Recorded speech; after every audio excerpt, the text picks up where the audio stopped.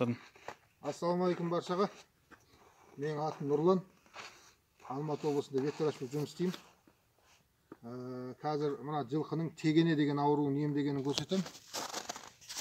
Бірінші бізге тегенеге керек нәрселер.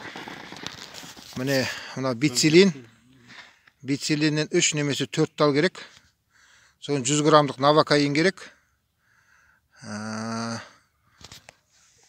100 грамдық навокаин, камбикел, ветрагин және де вишневский маз керек. Міне навокаин 100 грамдық. Қазір мына жылқының тегене дегенін көрсетем. Тегене жылқыда мына қарының астынан ісік шығады. Осындай төсіне дейін кетеді ісік деген. Міне анықтап қарасаңыздар, енді бастамасы бұл. Енді бастамасы. Осыны емдейміз қазір. Мына бицилинді араластырғаннан кейін навокаинмен міне мынандай раствор пайда болады, ақшыл түс. Міне малды осылай ұстау керек, міне еріндіктеп. Әйтпесе тебеді. Мынау ветрагинді мойынның бұлшық етіне салған дұрыс болады. Кішкене болса да мойыннан тез тарайды.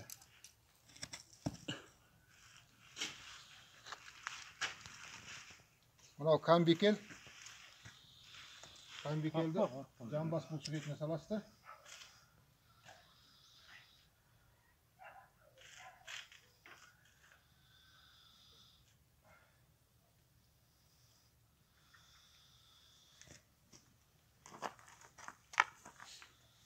Жаңағы жасаған растворды бицилин мен навокаинді жаңағы тегенеге блокада жасалады.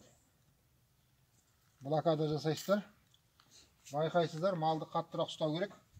Бұл жер ауыратын жері. Блокада деп осындайды айтатын.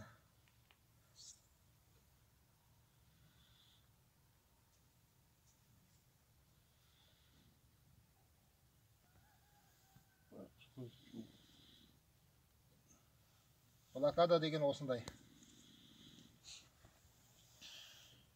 100 грамның бәрін салмасаңыз да 60-70 грамды міндетті түрде салу керек. Тері мен еттің ортасында түседі бәрі.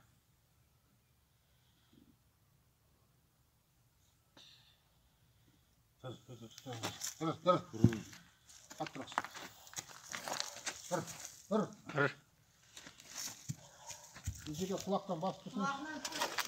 Андам маған бір сіз құлағын астаңыз. Құлағын астаңыз. Берім жыл боласың олық. Жібет. Құлағын қатты. Осылай блокада жасалады. Сары сумен қан аралас ағуы мүмкін. Бірақ ешқандай зияны жоқ. Айландыра жасайын Нұрлан. Суық ташы еке болмайды. Құраға қою керек.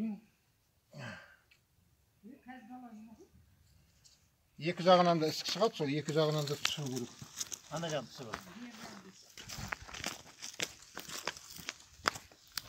Екінші жағына блокада жасалады.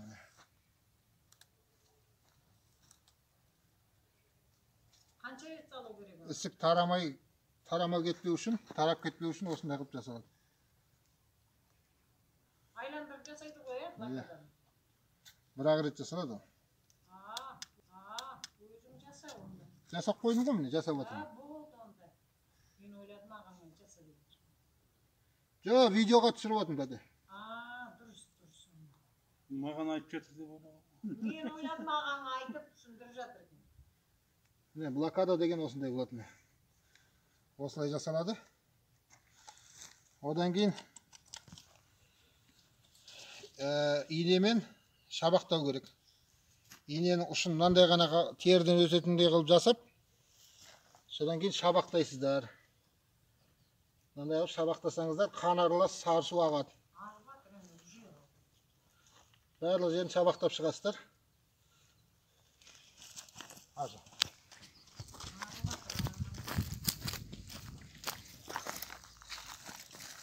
қан аралас сары су ағып жатыр міне. Осылай емделеді. Деген. Oldu mu? Бәрін жасап болғаннан кейін осындай қылып Вишневский мазь жағасыздар. Содан кейін Құдай қаласа емделеді.